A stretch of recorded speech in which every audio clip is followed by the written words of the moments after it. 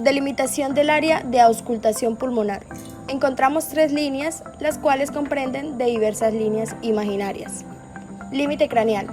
Primera, la línea anconia. Esta línea es perpendicular al suelo, que se trata desde el ángulo caudal de la escápula hasta el olecranón. Límite dorsal.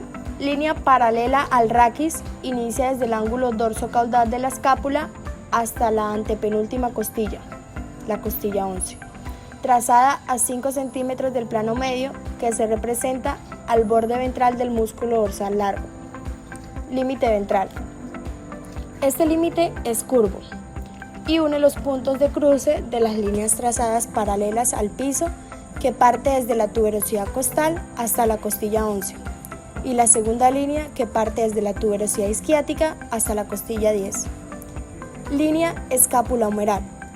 Parte desde la articulación escápula-humeral hasta la costilla 8 para alcanzar el olecranón, formando el área de auscultación pulmonar.